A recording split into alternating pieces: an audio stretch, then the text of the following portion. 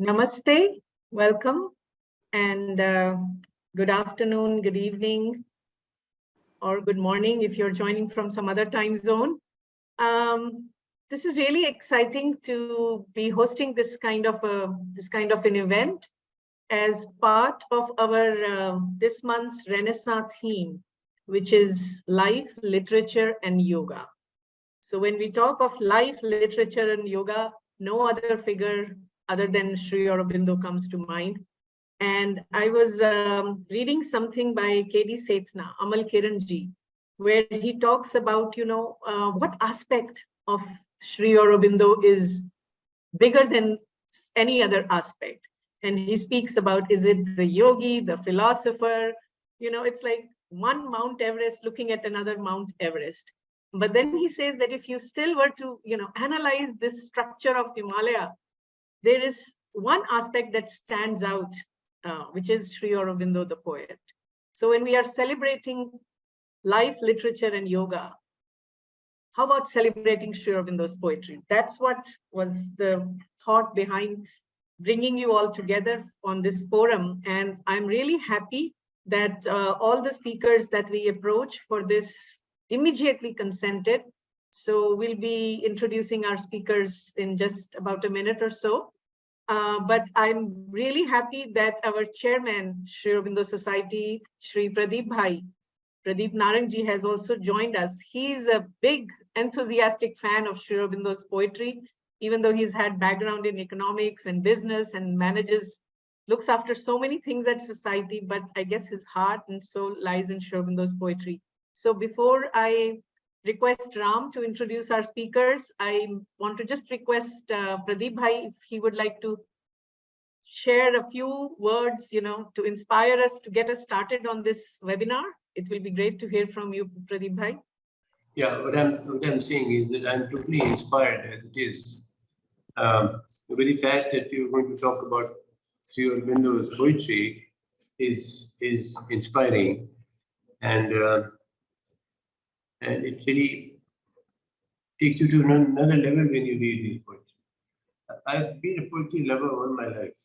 I've been the Romantics and Shakespeare and you name it. It's always been more poetry than prose. Then I ended up on this very dry note of economics, which didn't suit my nature, but it suited my future at that time, my profession, which had been. Anyway, I have consciously read Sri Aurobindo's poems over and over and over again. And last, when I had a talk with Mr. Arup Pandey, that what is it that really brings out Sri Aurobindo through his poems? And because Sri Aurobindo said, there's nothing to be seen on the surface. I'm still below the surface. But then he worked on it. And he worked out a beautiful, we brought out a separate a little book on this, on Sri Aurobindo through, yeah, this is it. Can you see below? This is a special edition, which Sri Aurobindo slides through his poems. This is, he has broken it in 10 parts about his period of silence, of action, of ascent, and then the descent of the consciousness, etc., and then rising to the over-mental and then beyond. And so it's a beautiful little edition. But what really has struck me about his poetry is some of his highly prophetic poems. Of course, Savitri himself is a prophecy, complete prophecy. But he's the most prophetic poem that I've ever read in my life, especially what it's here is on Hitler.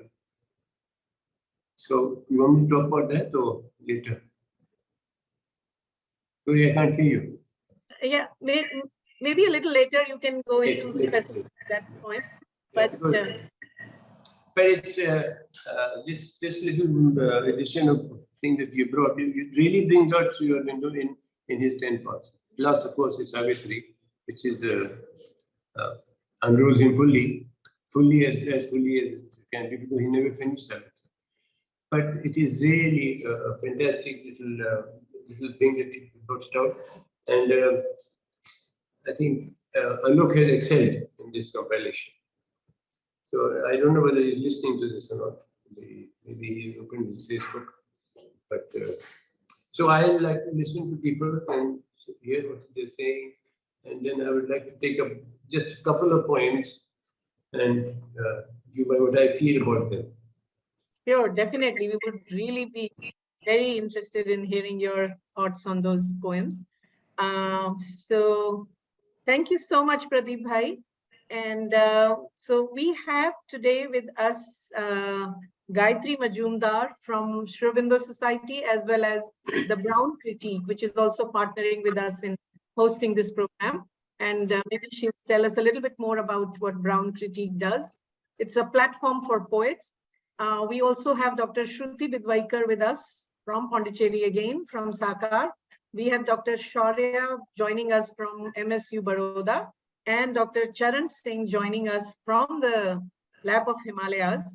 So, and I now want to just request Ram to briefly introduce all four of them so that we can get started with the topic for the day. What draws me to Shri Aurobindo's poetry? Ram, over to you, please. Thank you, Billy. Welcome everyone again for this beautiful interaction next 2 hours. And it's a great pleasure for me to introduce all the four speakers for today, who has all the rich experience and qualifications. So I start with Ms. Gayatri Majumder. Ms. Gayatri Majumder is a founder, editor, publisher of critically acclaimed literary journal, The Brown Critique. Her books include Shout, I Know You Are Here, and The Dream Pod, A Song for Bella, The Lotus of the Heart, and Home Anthology, which she co-edited. So widely published in numerous Indian and international journals and anthologies, she is finalizing her fourth book of poems. She was on the review committee of the prestigious Yearbook of Indian Poetry 2021.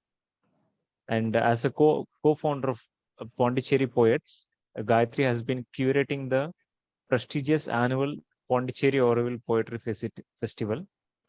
She often features poets, artists, musicians on the Brown Critique YouTube channel. She lives in Pondicherry and is associated with the Sri Aurobindo Society. And our next speaker is Dr. Shruti Bidwaikar. She serves as Assistant Director at Shri Aurobindo Center for Advanced Research, Puducherry. She did her doctoral research at Pondicherry University on Shri Aurobindo's poetry, poetics, and aesthetics under the mentorship of Dr. V. Ananthareddy. Dr. Bidwaikar is interested in Shri Aurobindo's literary and cultural writings, particularly literary and cultural writings particularly, and continues to write research papers and gives talks on these areas. She has also been writing for Renaissance and also has participated in our earlier lectures, giving talks. And our the third speaker will be Dr. Charan Singh Kedarkhandi. And I'm sorry if I pronounce certain words wrongly. Please pardon me. Dr. Charan Singh is a poet, a thinker, spiritual seeker, and a student of the Indian knowledge tradition. He lives and works in Jyotirmath, Himalayas of Devbhumi, Uttarakhand. He earned his PhD on Shri Aurobindo's poem, Savitri, from H&B Garhwal Central University. Widely respected as an authority on Shri Aurobindo's poetry, yoga, and philosophy, Dr. Kedarkhandi writes and speaks about the spiritual vision of the Mother and Shri Aurobindo in various books, journals, magazines, seminars, and conferences. And he is also the founding member of Shri Aurobindo Study Center at the same place, Jyotirmath, and also edits the center's annual bilingual magazine, Anukamba. He is currently working as Assistant Professor of English at Government PG College, Jyotirmath. His recent book, his first collection of poetry in English, Dancing with the Moon, and other poems, has been featured in the current issue of Renaissance. Please check it out. We'll be sharing the link towards the end of the session. And Dr. Shaurya is our fourth guest speaker for today. Dr. Shaurya is assistant professor in the Department of English, the Maharaja Shayajirao University of Baroda.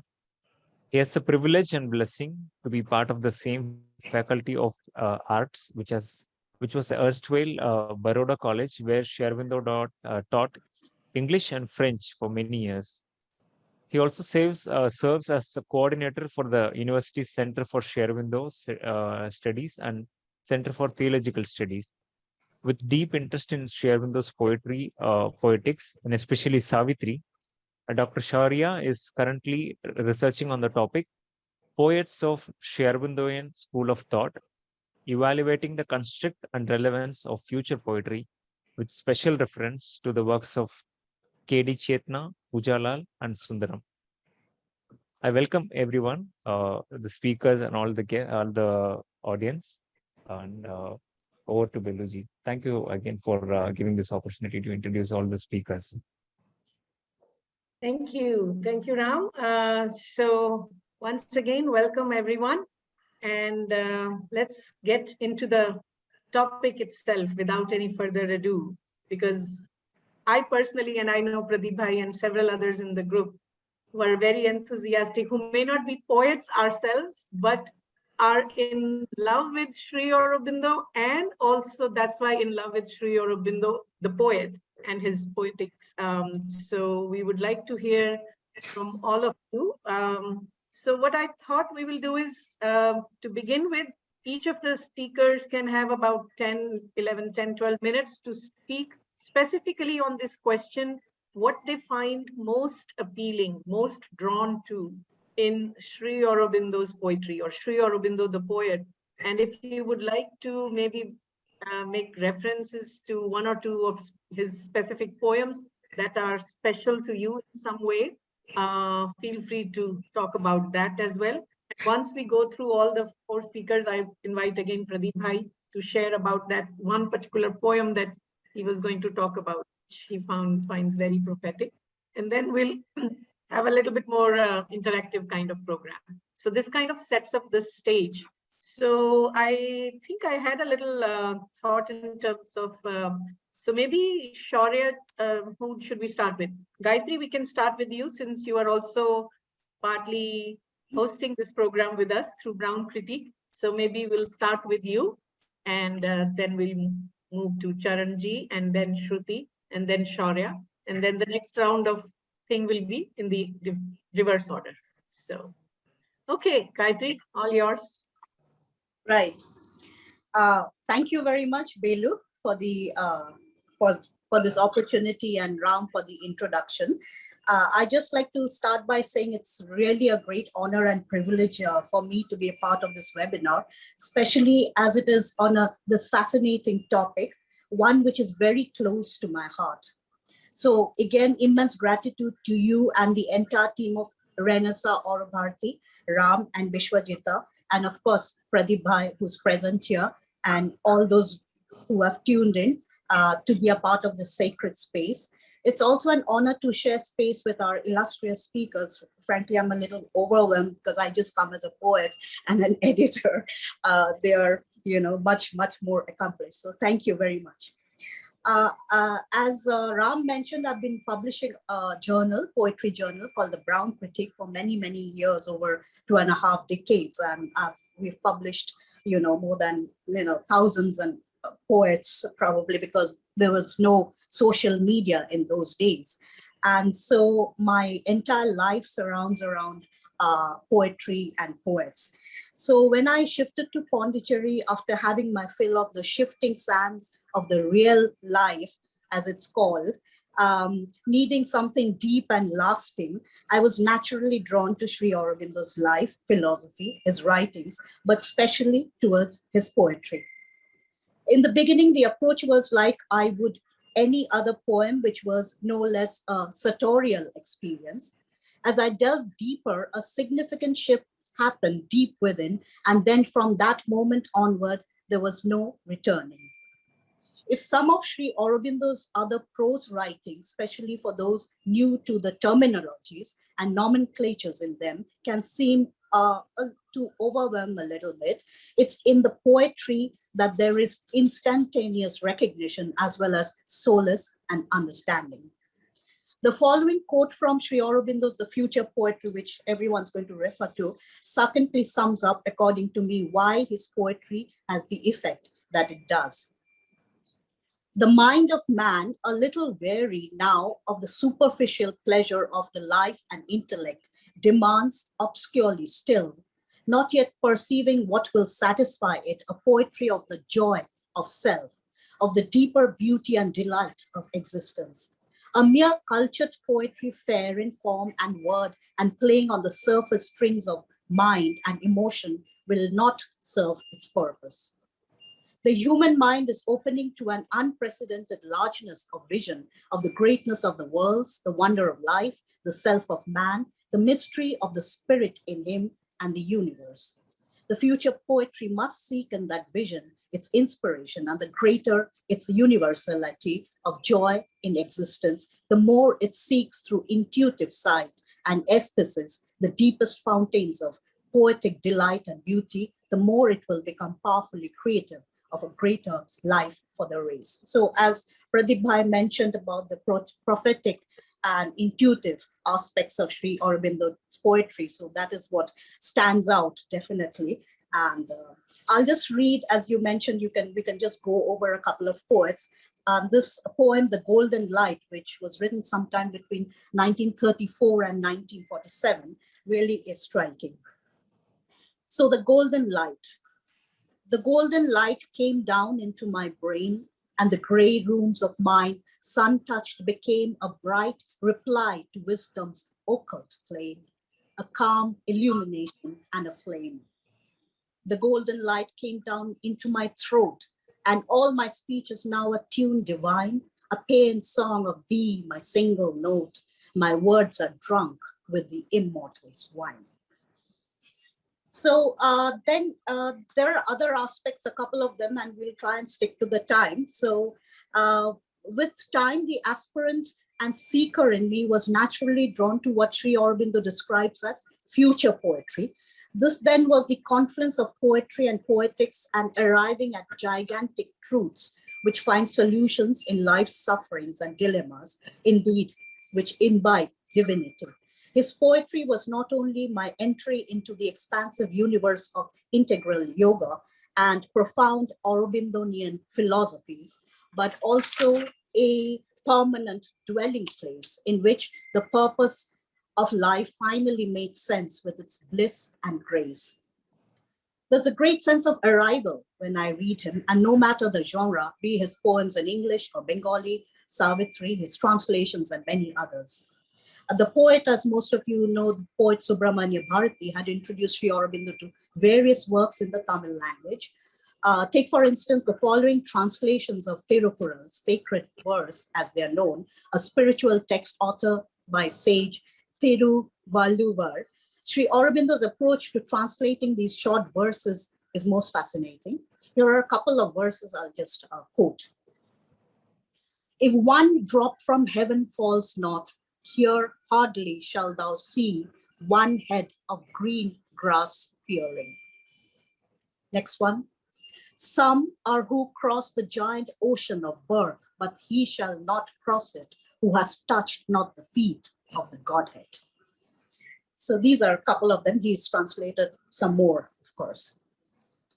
So the next bit that draws me and intrigues me as well because of the modern poetry that we have around is his emphasis on chandas and meters, of which he was a great exponent of.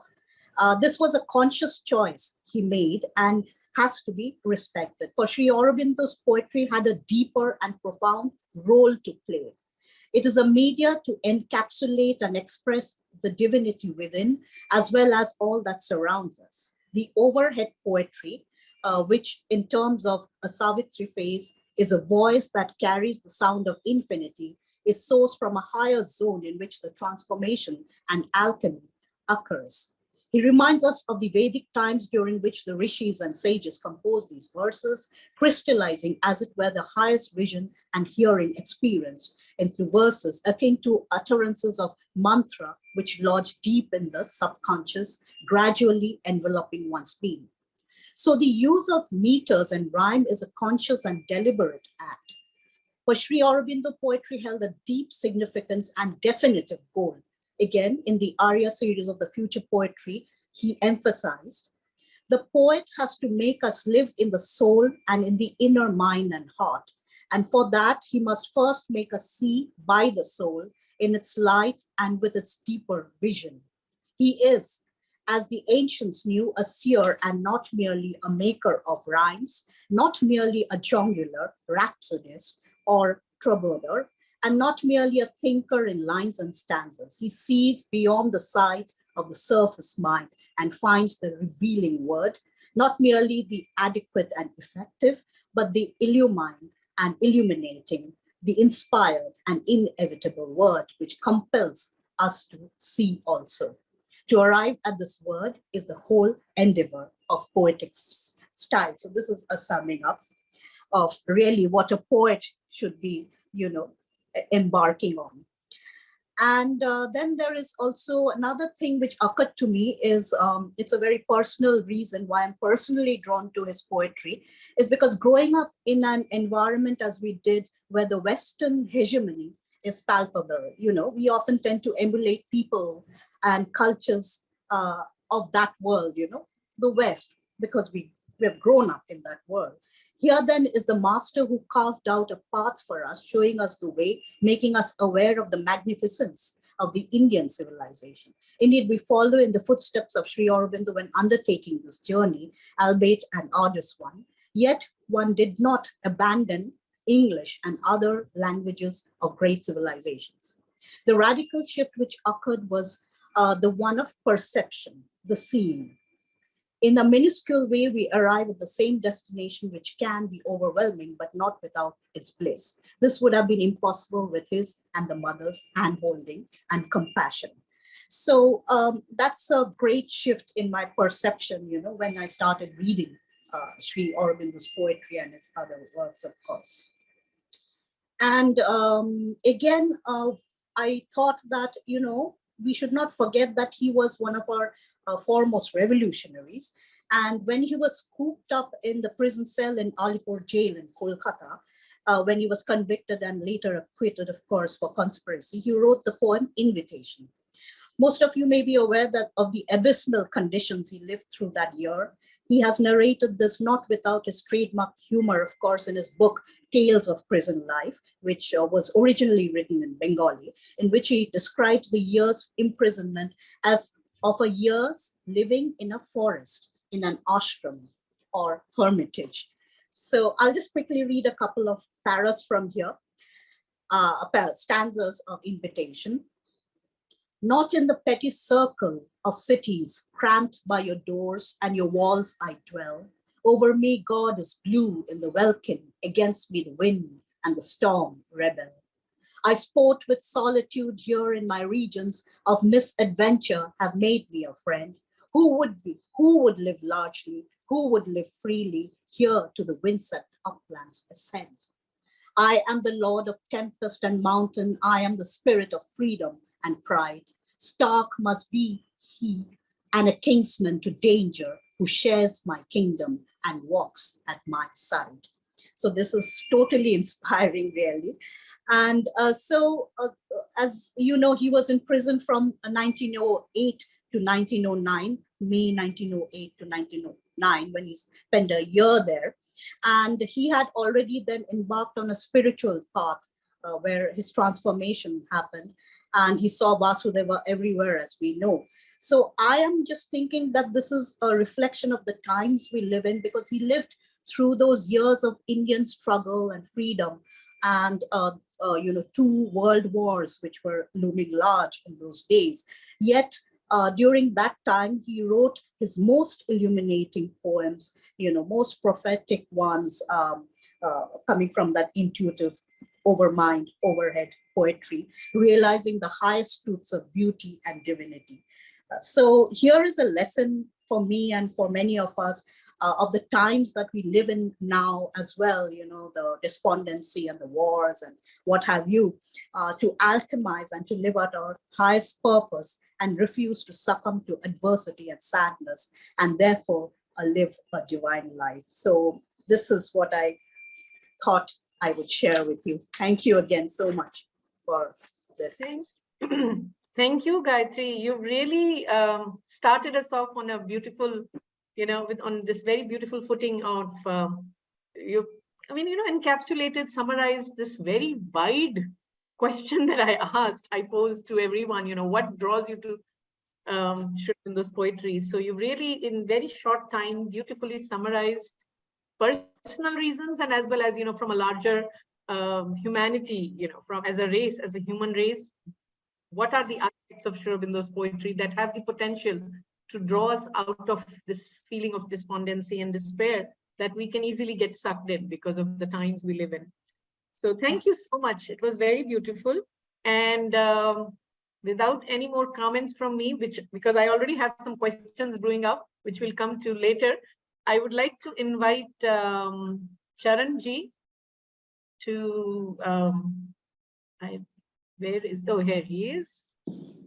Yes, to please share with us some thoughts, maybe for another 10 minutes or so, on what in particular draws you. You're a poet as well, and you work with younger generation.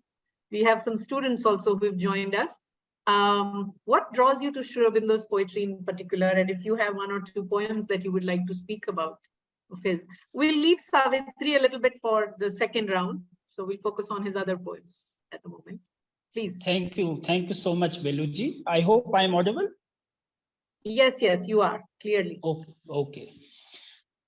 Am I Audible has become the national poem for the last 3 years, particularly since the COVID times, because it is necessary to make like a corroboration or a confirmation that whether one is audible or not.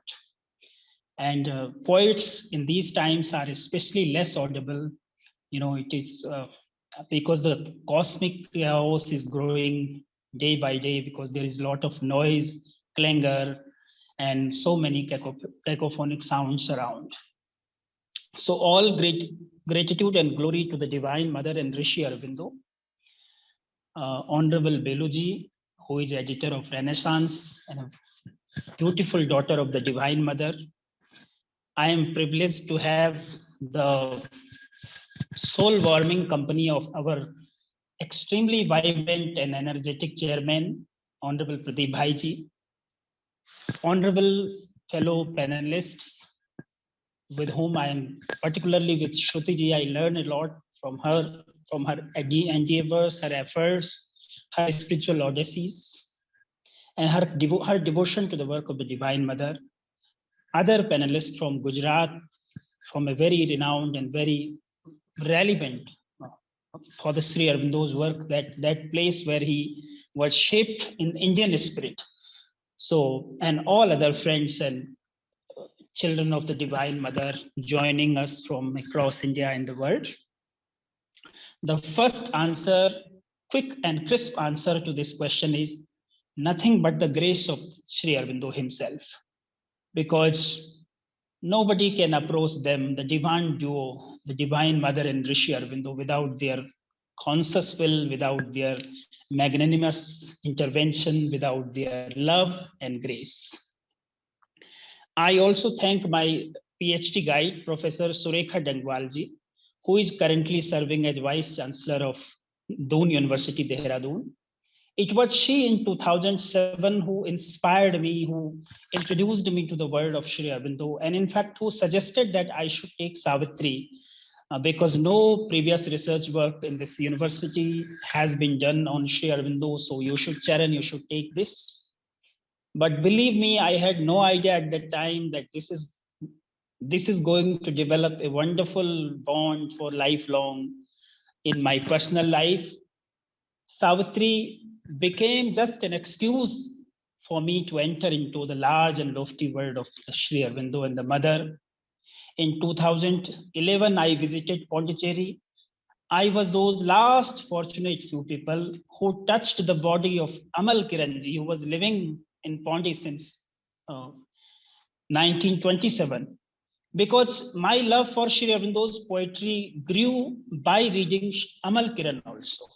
And he is perhaps to the best of my knowledge, he was the first person, first disciple seeker, first soul in Sri Aurobindo ashram, Sri Aurobindo circle, with whom Sri Aurobindo confided in that I am writing something like this and comparing some lines of Savitri with Miltonic lines of Paradise Lost.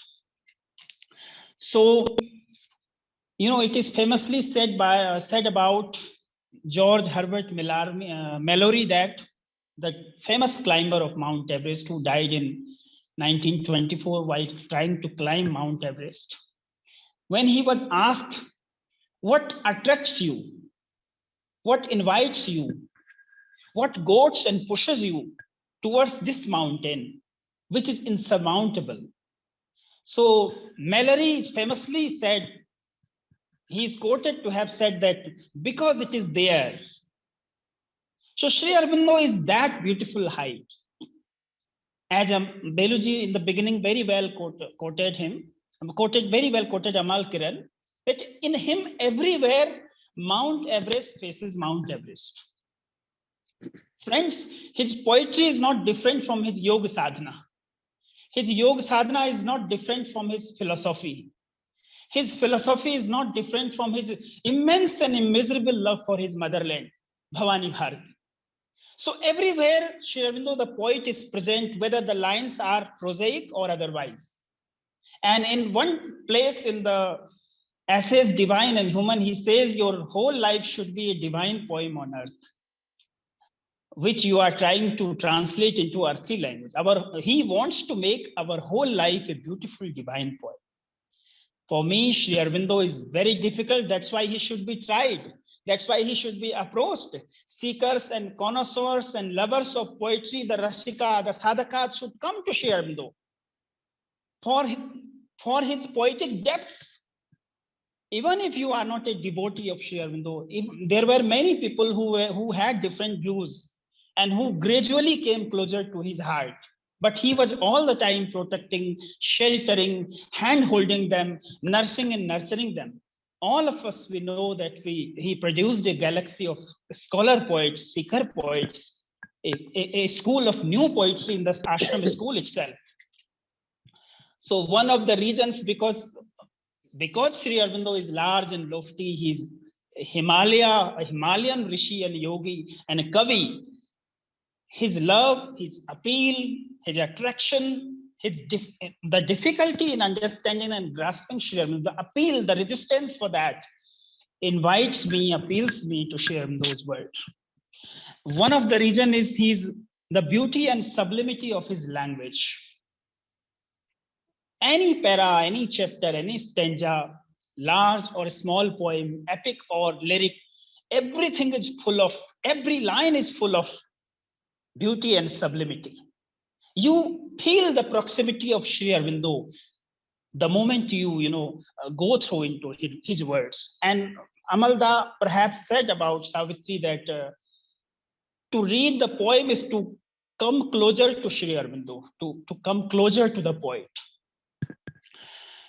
Loftiness of the vision, we all know that Sri Aurobindo talks about, he has immense and cosmic visions, immortality, truth, beauty, immortal love, light, oneness. All these things are the grand and cosmic visions of all his poems, and all his poetry leads the sadhak towards this one goal. His poetry is also yoga sadhana. Yoga sadhana is not different from his poetry. So one of the reasons, one of the things that attracts me, that invites me to the world of Sri Aurobindo is because when I'm reading his poetry, I know that I'm doing yoga sadhana. I know that I'm doing Sri Aurobindo sadhana. So giving you one or two examples from the poems especially close to my heart. One of the very beautiful poem is Bride of the Fire. And the Rasika's heart is ready now.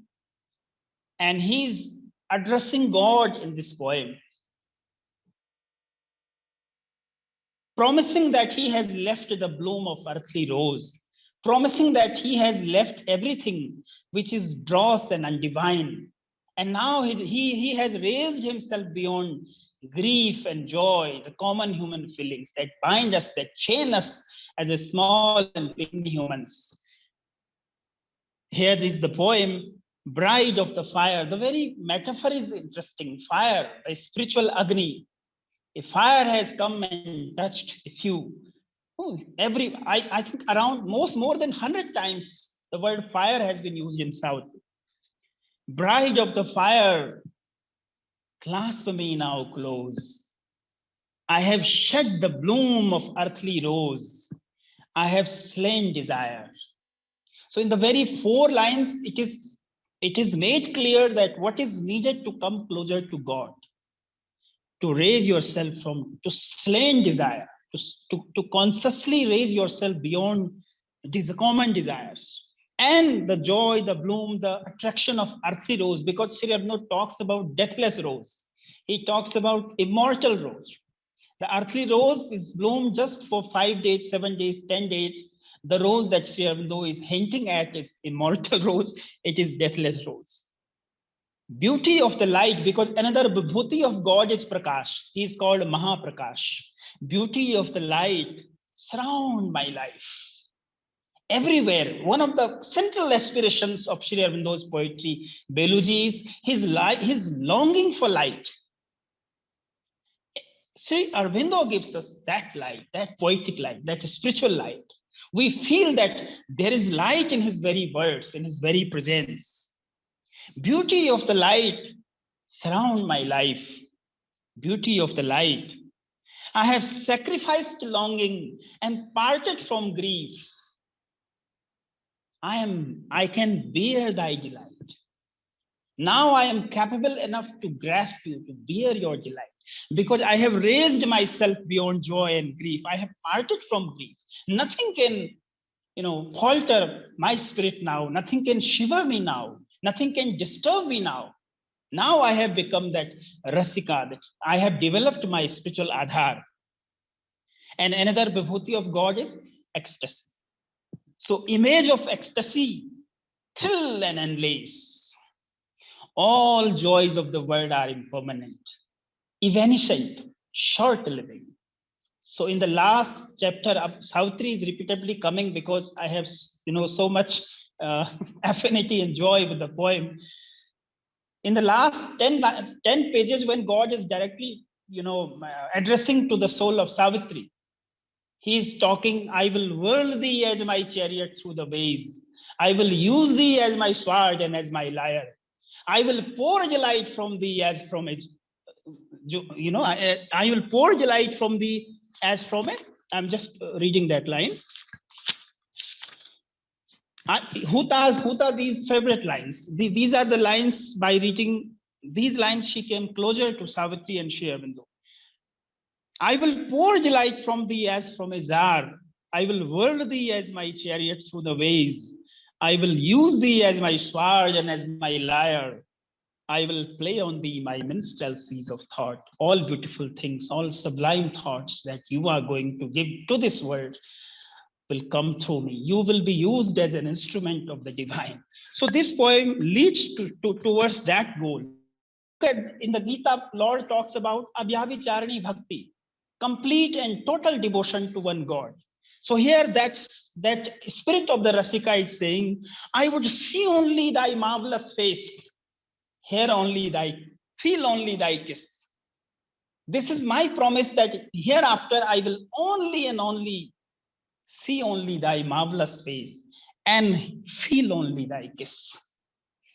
Voice of infinity, another vibhuti of God is his infinite, his boundless, his Mahakas, Mahanand. Voice of infinity, sound in my heart, call of the one. Stamp there thy radiance, never to part, O living sun. The best space for any stamp is heart. All of us are having that Sri Aurobindo and the mother's stamp in our hearts. And this is where it should be always there, indelible and very much present and full of love and light. So Invitation and many other poems, even God, even Life, one beautiful poem, God, one very small poem. His magnanimous, magnificent sonnets, his longer poems, all are very close to heart. But it is back to Beluji for this introduction that I take only and only Sri Aurobindo's grace, which draws me closer to the Mahayogi. Thank you. Thank you, Charanji. That was fantastic. Really very inspiring to hear. As somebody who is, my expression is prose, not poetry. So, but when I heard you say even his prose reads like poetry, this has exactly been my experience. Yes, I'm drawn to Sri Aurobindo's poetry, but even his prose feels like, it's the sound. I like to read out his prose sentences because they sound so poetic. When certain sentences, especially the one that you also quoted from his essays, Human and Divine, all your life should be like a poem. So thank you so much for bringing that aspect into our conversation today. So I would like to now invite Shruti, Dr. Shruti Bidwaikar, if I don't see her here. Oh, there she is. Okay. Yes, Shruti. So tell us a little bit about, I know you have very special love for Sri Aurobindo's sonnets, and of course Savitri too. So tell us a little bit about what in particular draws you to Sri Aurobindo's poetry, and if you have one or two of his, your most favorite, or at least favorite for the day, because tomorrow could also change. So please tell us. Well, first of all, many, many thanks for having me here amongst wonderful, enthusiastic lovers of Sri Aurobindo's poetry. And I'm very happy to be a part of this discussion, I would say, because this can go on and on. This 2 hours is just the beginning, perhaps, every poem can have a one webinar, in fact. So it's beautiful. But when I read this question that you had asked us, what aspect of Sri Aurobindo's poetry or Sri Aurobindo as a poet attracts you? The answer that came to me is, it is like asking a lover as to what do you find lovable in your beloved. It's like you cannot answer that. One cannot answer that question so spontaneously. It is, if you're made to reason out, then the lover perhaps will start reasoning. Okay, 1, 2, 3, these are the points for which I love my beloved.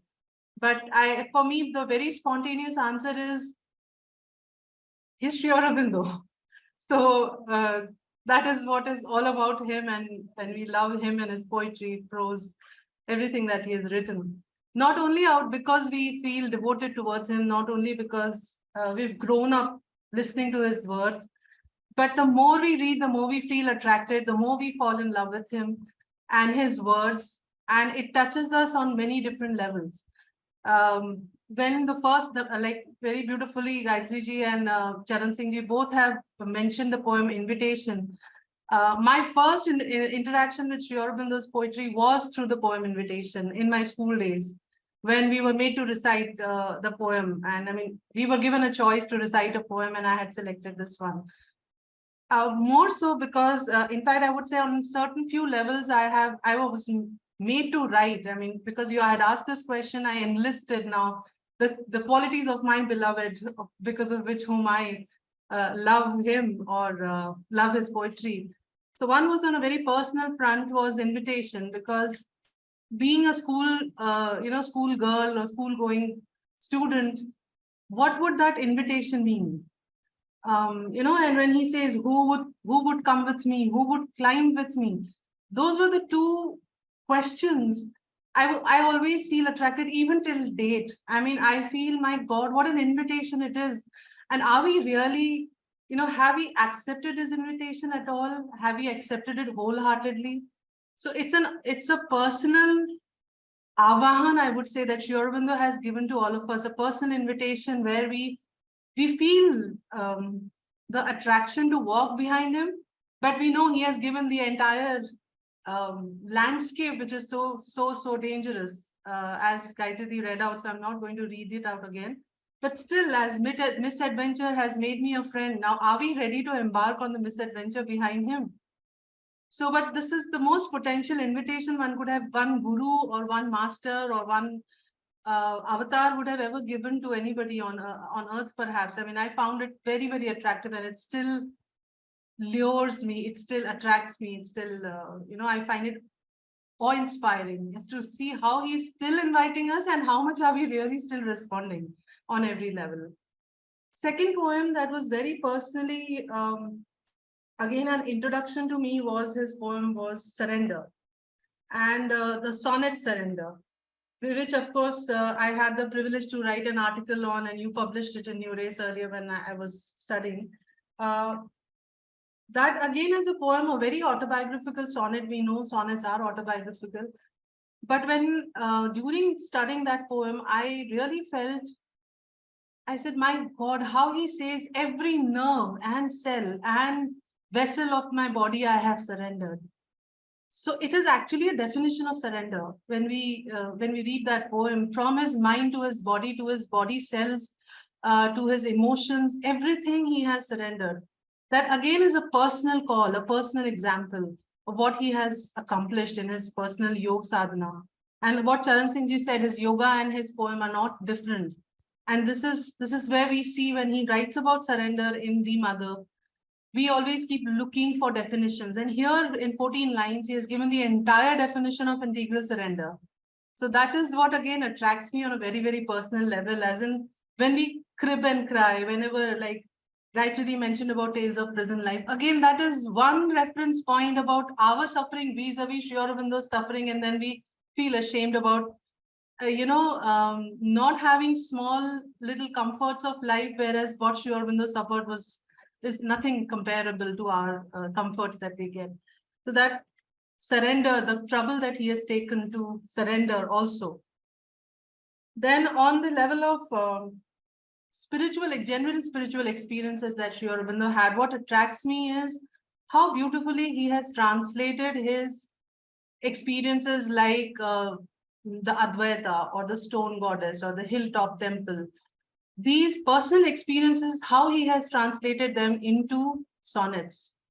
And because Shri Aurobindo is, not so remote in time as Shakespeare or other poets, it's easier for us to relate to what he is referring to.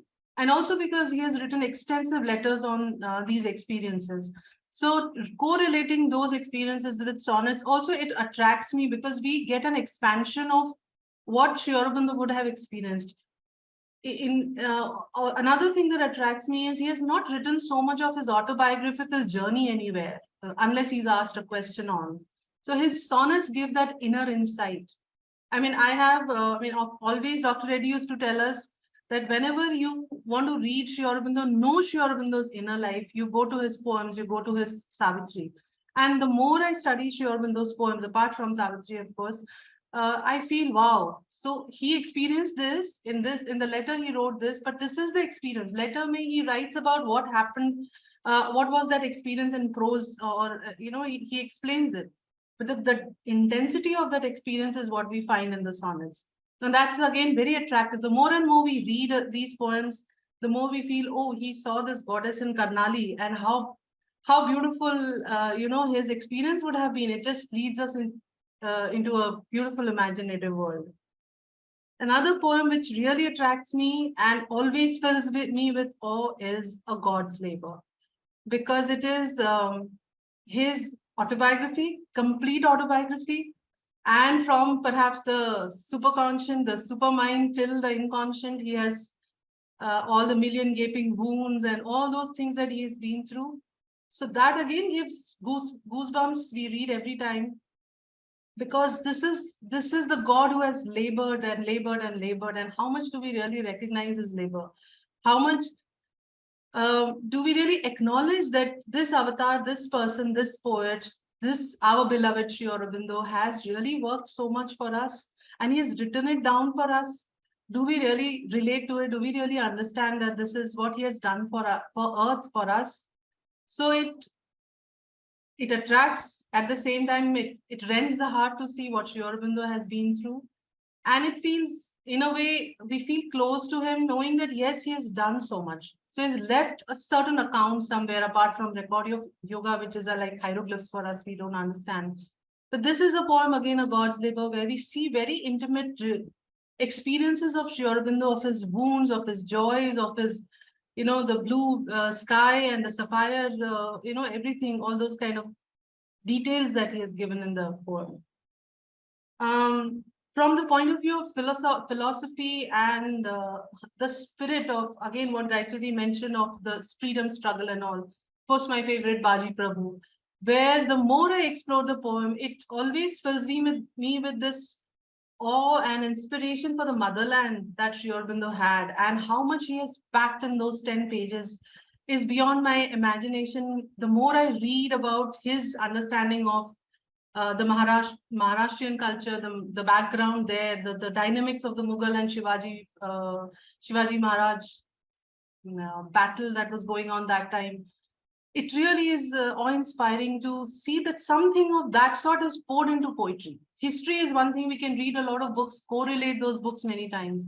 But having that read in 10 pages, the entire history, the warfare, the strength of philosophy, the strength of nationalism, the spiritual nationalism, everything that we see there is again something I feel, my God, he's like what Sri Aurobindo says, nationalist poetry is very difficult to write. Patriotic poetry is very difficult to write. And he has given that sample and example as a future poetry, as we would say. So that is again what inspires me a lot.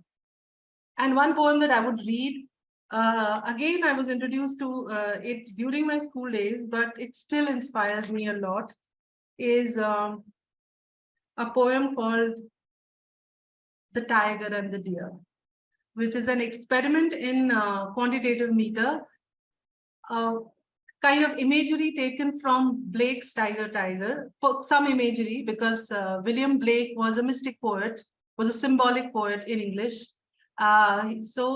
And K.D. Setna has spoken, he has written an entire book on Blake's Tiger.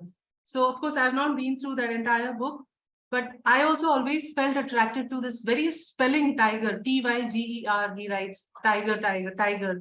And Sri Aurobindo has taken, I just read the poem before the session started, a very simple, beautiful poem that Blake has written.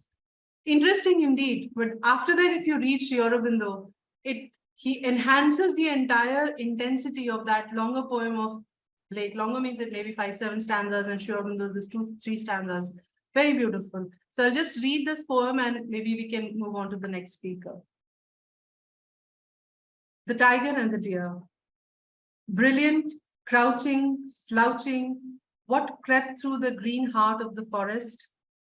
Gleaming eyes and mighty chest, and soft, soundless paws of grandeur and murder.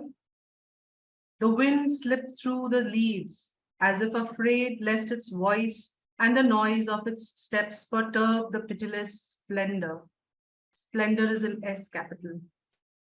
Hardly daring to breathe, but the great beast crouched and crept and crept and crouched a last time, noiseless, fatal, till suddenly death leaped on the beautiful wild deer as it drank, unsuspecting, at the great pool in the forest's coolness and shadow. And it fell and torn, died remembering its mate, left soul in the deep woodland. Destroyed the mild, harmless beauty by the strong, cruel beauty in nature. But a day may yet come when the tiger crouches and leaps no more in the dangerous heart of the forest. as the mammoth shakes no more the plains of Asia. Still then shall the beautiful wild deer drink from the coolness of great pools in the leaves' shadow. The mighty perish in their might, the slain survive the slayer. So this, again, the last two lines, the mighty perish in their might, the slain survive the slayer. We can go on discussing about this, again, a very mystic and yet a very demystifying poem of Sri Aurobindo. Something very attractive about the whole symbolism of what the deer means or what the tiger means or how it is different or similar to Blake's tiger, what tiger signifies as a symbol in poetry. All those, tiger being the vehicle or lion and tiger being the vehicle of Durga Ma, all these kind of imagery and this associations we can have with this poem. So of course, it was hard for me to select a poem of Sri Aurobindo to say it is my favorite, but the poems I keep going back to is the other ones I selected more often. And I knew that you knew our sonnets were my weakness, so I kept them aside. One of the reasons I brought up other poems. So on a personal level, I had Invitation and Surrender. On imagery level, on experience and autobiographical level, God's Labor and Stone Goddess and all these kind of sonnets. And Baji Prabhu, of course, on the spirit and national level. And this simple imagery, we have tiger and the deer. And of course, there are other sonnets and beautiful images, but I think I should stop here. Thank you. Shruti, Shruti? Yes, sir. Shruti, I have just one question. Did William Blake ever have any idea of this imagery? Pardon William me? Blake, when he wrote about the tiger, Yes, sir. did he have any idea about the imagery that Sri Aurobindo has come out in the poem that you've been just reading about Sri Aurobindo's poem in William Blake's Tiger, and the imagery part you brought up? Did you think William Blake had any idea about that? William Blake had any idea when he wrote Tiger, you mean? No. That's what tiger stood for. The imagery of tiger, which you've just brought out, imagery of, the Vedic imagery, etc., Sri Aurobindo has spoken of and written also. Did William Blake have idea that what the tiger really stands for? Maybe Shaurya sir is saying that he didn't have, but what I feel, I've not read it, but I feel these poets, they have some, because Blake is known as a symbolic and to a certain extent a mystic poet. Sri Aurobindo has spoken highly about him. And these poets are aware of these, like the symbol rose, the symbol tiger, these major symbols which are used in poetry again and again, they are familiar with that. So I have not come across it, but as far as if you see the poem itself, the awe that William Blake has shown for the tiger itself, for the animal itself, I feel he might be knowing something about the symbolism he had, the spiritual symbolism of tiger. At least I think Blake's understanding is limited to the fire when he talks about tiger in that particular poem. Fire as well as the strength, I feel, because tiger does stand for strength, but he is pitting him against lamb. So that is where he has written lamb as well as tiger. And even you see, Sri Aurobindo has brought in the deer and tiger, the two forces in nature, the innocent and the strong and the powerful. So I think Blake also has employed this image here with that intention. Very nice, Shruti, very good, really. Thanks. They thoroughly enjoyed this. Thank you. And I think it's a very good idea to have a webinar on each poem of his. Thank you. Yes. Thank you, Shruti. And you gave us a very wide, again, which aspect of the beloved attracts you. And you also mentioned one of my favorite poems, which drew me very deeply to Sri Aurobindo's poetry, was this poem, Surrender, especially the last two lines. After surrendering everything, there is still a little bit of the soul the poet wants to keep so that he can keep loving the divine over and over. I love that last two lines in that poem. So I think now we have the pleasure of listening from Dr. Shaurya from the Baroda College, from Baroda itself.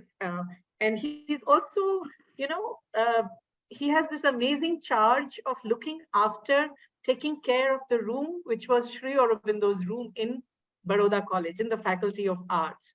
And I mean, you just have to be there in that room, especially with Shaurya ji as your guide, and you can just feel the presence of our master. So Shaurya ji, tell us a little bit about, as a student of literature, as a teacher of English literature, what draws you to Sri Aurobindo's poetry, and are there any one or two specific poems that you are, going back to again and again? Yes, thank you, Beluji, respected Pradeep ji, and my fellow speakers. I born in Gujarat, brought up in a Gujarati family, studied in the Gujarati medium. So Sri Aurobindo's writing came in my life very later, when I was in a college. I started going to the center when I was in school. But when I was introduced to Sri Aurobindo, I know Sri Aurobindo as a revolutionary, as a writer of synthesis of yoga, writer of life divine. And many, there are many sadhaks in Gujarat, whenever you talk with them, they say that Sri Aurobindo has wrote so many books and he has written 50, 40 years sitting in his room, but hardly talks about his poetry. There are people who will talk with you about his letters on yoga, about sometimes Savitri, but hardly there will be people in the center who talks about his poetry. So initially, when I started going to the center, I was not too much open about Sri Aurobindo's writing, especially as a poet.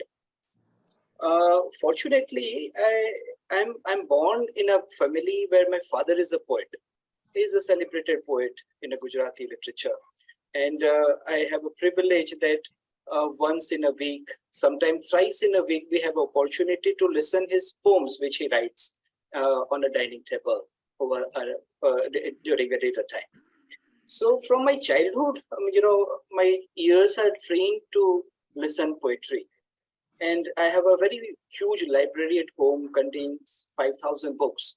And in my library, when I was a kid, there was a book in my library, and it's a Gujarati book, and its title was Ek Kavita Kafi Chhe Jeevan Ma. It means that one poem is enough for a life. If a good poem comes in your life, your life is set. You can live or lead a good qualitative life if there is a good poem in your life. So my search for, and that book contained 100 good poems, but I don't think so there was any in it. But I was in searching of that good poem, and when I was studying in 10th, my journey started with poetry. The very first poem which I was sitting in Sri Aurobindo Center at our Vallabh Kendra, and there, for the first time, I heard a poem, Tum Hriday Vasanari by Sundaram. It's a very beautiful poem. I will not recite it right now, but the very first few lines are Tum. It's addressing to the mother that Tum Hriday Vasanari, Ghata Ghata Bhitara Naratana Hari, Tum Hriday Vasanari. And me and my elder brother, used to recite this poem like a Raptors every time, enjoying the lyrics of, whenever we are on a bike, we sing this, Tu Hriday Vasanari, Tu Hriday Vasanari. One day I was with Sudha Sundaram, the daughter of Sundaram ji, and I was talking about that Tu Hriday Vasanari, I think is a wonderful poem, and Sundaram has written a very beautiful poem. So he said that, Shaurya, that Sundaram was also telling me the same thing, that if Sundaram has not written anything in his life except this poem, he would, this poem would, establish him as a poet in Gujarat or in a world literature forever for writing this poem. So my journey towards Sri Aurobindo's poetry started by Sundaramji's poem, Tu Hriday Vasanari. Slowly, gradually, when I enrolled myself for major English in university, Baji Prabhu was there in the syllabus. So we studied Baji Prabhu there. And in my post-graduation, after my post-graduation, I approached my guide for my MPhil research. And I said that I want to work on Sri Aurobindo's poetry. And he was very honest and said that Sri Aurobindo is beyond my capacity and I'm not able to guide you on this topic. So I chose to work on Mahatma Gandhi instead of Sri Aurobindo for my MPhil. But after a year, after my MPhil, I worked harder. I prepared my proposal, and with the proposal, I went to my guide and showed it to him. He said that yes, it is very perfect proposal, and I'm ready to guide you. And he was ready to guide me on the comparative study of Savitri and Paradise Lost. So this is how my journey for Sri Aurobindo's poetry, reading Sri Aurobindo's poetry started. Then I become a professor in a university, and I teach criticism in my TYBA classes. There I teach Plato and Aristotle, where Plato says that in an ideal state, there is no place for poets. So there is always an interaction with the students that what is poetry, why Plato does not want poets in the ideal state. And in the long, and so I teach a paper of criticism from Plato to Wordsworth. And when you read Wordsworth as a critic, he says that what is poetry, and he says that poetry is a powerful, it's an overflow of powerful feelings which translate into the words. So with this limited understandings of literature and constitution of poetry, I read Sri Aurobindo's poem, Musa Spiritus, in which answers all the queries, all the questions of how to write poetry, what is poetry, and from where it does come. I read Musa Spiritus. O word concealed in the upper fire, thou who hast lingered through centuries, descend from thy rapt white desire, plunging through gold eternities. Into the gulfs of our nature leap, voice of the spaces, call of the light, break the seals of matter's sleep, break the trance of the unseen height. In the uncertain glow of human mind, its vast of unharmonized, throning thoughts, crave thy epic mountain lines, crowded with the deep prophetic growth. Let thy hue-winged lyrics hover like a bird's over the swirl of the heart's sea. Touch into sight with thy fire words the blind indwelling deity. O muse of the silence, the wideness make in the unplunged stillness that hears thy voice, in the vast mute heavens of the spirit awake, where the eagle of power flame and rejoice. Out with the mind and its candles flare, light the suns that never die, for my ear the cry of the chef stars and the forms of the gods for my naked eye. Let the little troubled life God within cast his veil from the still soul. This tiger stripes of virtue and sin, his claimer, and toll, all make tranquil, all make free, let my heartbeats measure the footsteps of God as he comes from his timeless infinity to build in their rapture his birthing abode. Waves from my life, his poem of days, his calm, pure dawns, and his noons of force, my acts for the grooves of his chariot race, my thoughts for the tramp of his great sea's course. A.V. Purani has translated it. The last line's translation he has done in Gujarati is so beautiful. Prabhuna samarth ashvone dodava mateni bhumi bani raho. So for the chariot of God, let my mind be prepared to receive the words from the silence. So the chariot of God can run on the land of my mind towards future. So this is, the poem which gives the answer to all of my queries, which draws me to Shri Aurobindo's poetry.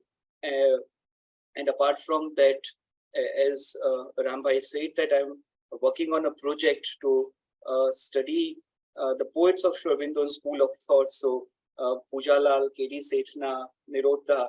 So last year I prescribed these poets in my university in BA Hindu Studies. So students study these poets, and I say, with joy that my first year students love the poem so much. And for the first time in the history of our university, Shri Aurobindo was prescribed in 2019. So, but who is one of my favorite poems apart from this spirit, Musa Spiritus. Over to you, Beluji. So this is how because I have no adjectives to use for Shri Aurobindo's poetry, because it is something to read and enjoy. And, sometime when you are in a need of some guidance, definitely it comes. And as a student of literature, as a teacher of poetry, it always helps. Whenever I read Shri Aurobindo's poetry, I find the other poets which are there in the syllabus are far, far, far beyond, behind Shri Aurobindo standing there. So this is what I have experienced during my study of Shri Aurobindo as a poet and his poetry, as a student of literature, as a sadhak, and as a teacher of literature. I will not talk so much about the technical aspects of a poetry on which Shri Aurobindo has talked so much about in the correspondence with K.D. Sethna, but otherwise it will become so technical and mechanical. But poetry ultimately comes with the sense for experience, okay? And that experience is such that we must be open towards the light of Shri Aurobindo, and we know that there is how to read Shri Aurobindo. If we prepare oneself to read Shri Aurobindo, if we prepare our mind to Shri Aurobindo, definitely it helps to strengthen the brain cells, and it works on our personality. So ultimately, Shri Aurobindo's poetry comes with that mantric power. This world is not built with the random bricks. So it's not just a line, but it is a message. It is a poem which helps you to lead like a polar star for your entire life. Ek kavita kafi hai jeevan mein. So this is what I have experienced with Shri Aurobindo's works. Thank you.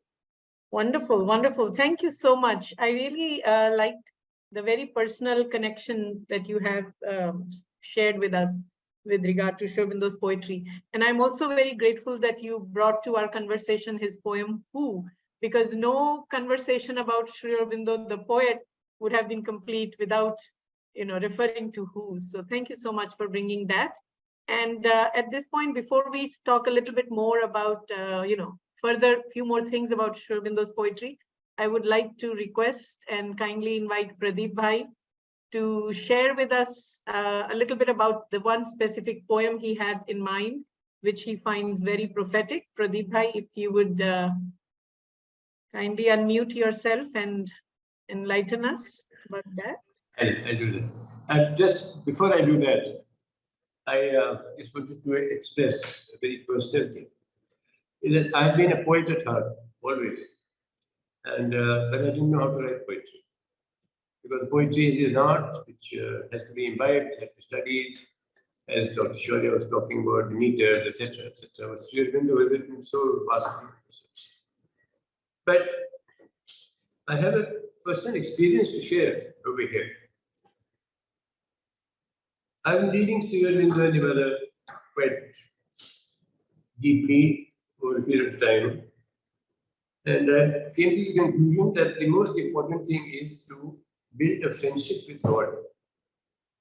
जब तक खुदा से दोस्ती नहीं होती है, तब तक गाड़ी आगे नहीं चलती. And these words were, because I've lived in Lucknow and I have been very exposed to Urdu language.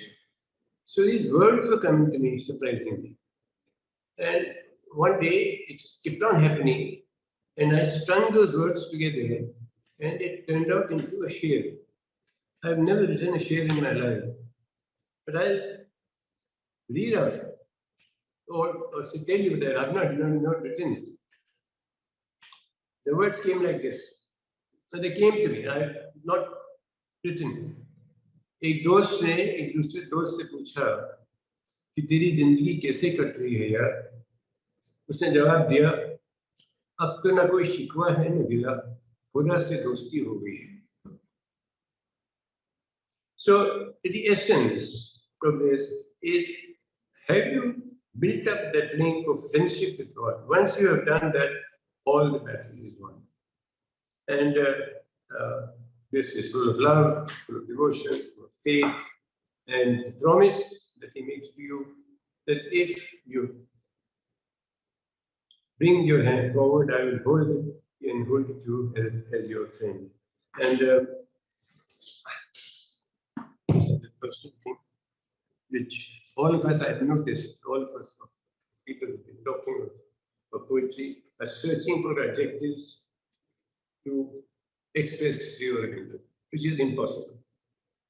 So when Dr. Shaurya was speaking also, that what do I say? Everyone searches for adjective because it's not possible to find them in the dictionary. So I go through the same feeling every time that I read Sri Aurobindo. But coming to a very specific poem of Sri Aurobindo, which gripped me because of its prophetic, it's a complete prophecy of something that he wrote in October 1939, just before the war started, the Second World War. And he ends this poem on literally saying as to what is going to happen at the end of the war. He's prophesied the whole thing from written in 1939, the war ends in 1945, and what happens in between. He has described that, he described Hitler, and what happens to him, and what will happen to him at the end of it. So it's a 1.5 page poem.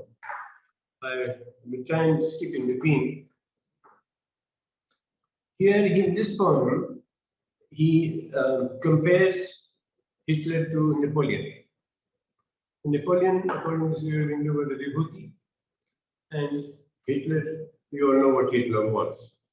But in order to bring out Hitler's personality, he compares him to Napoleon.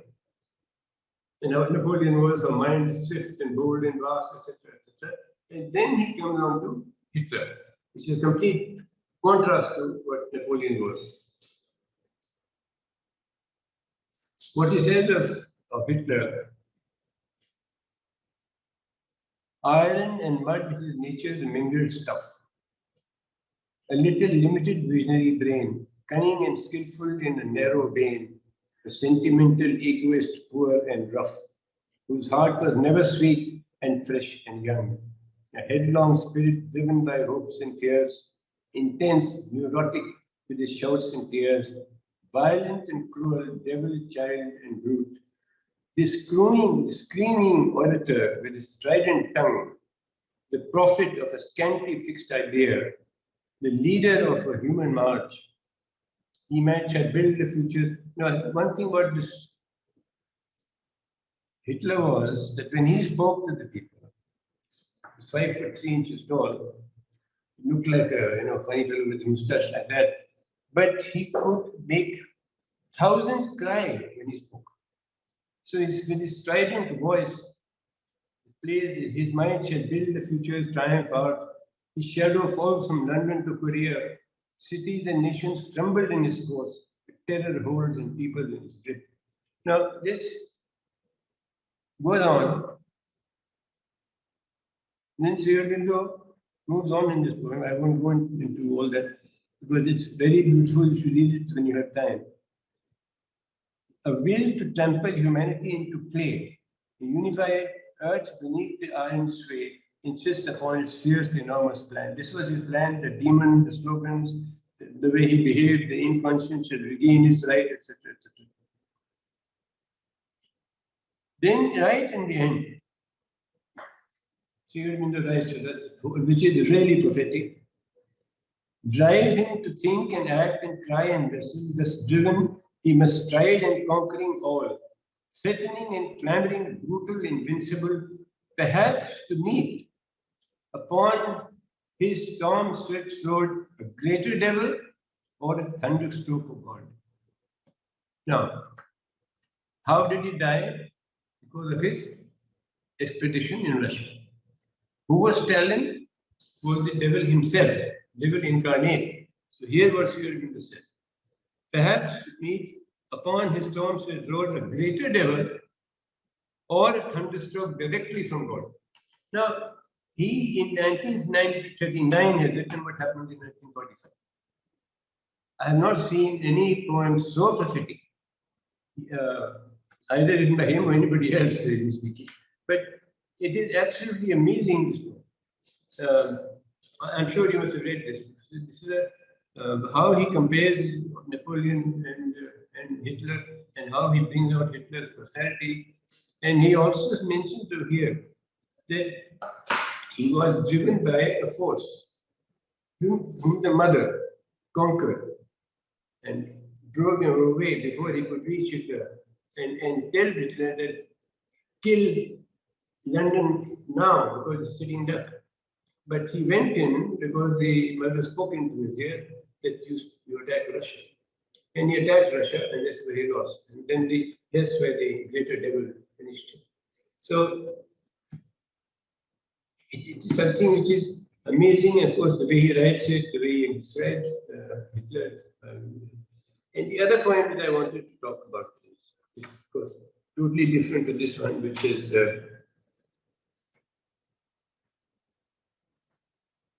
something really beautiful. It's again a sonnet. I would say Shruti's sonnet. It's Krishna. Krishna, all of you have read. But I would like to read it again and again and again. At last, I had a meeting of souls into this universe, terrible and sweet. I who had felt the hungry heart of earth, aspiring beyond heaven, Krishna's feet.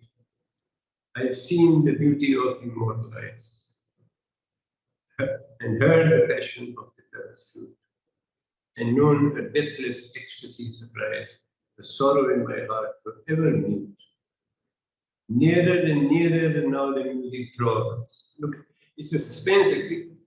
Nearer and nearer as now the music draws. Life shudders at the strange face. All nature is wide, enamored pause, hoping the Lord to touch, clasp, be. For this one moment did the ages pass. The world now throbs, fulfilled in me at last. Now, what is interesting here? Then in his correspondence with various friends that he had done. This was much after 1926. somewhere before, as you say, I have got the tale of the supermind and I'm putting it down. Many erudite leaders who have been close to Sri Aurobindo and have said that this supermind descended into him in 1938. That is why, when in 1956, when the mother said she held a golden hammer and broke the golden door, etc., she did not call it a descent. She called it a manifestation. Very specific, because the descent had already taken place in his body. Why am I referring to that? This poem he wrote in September 1939.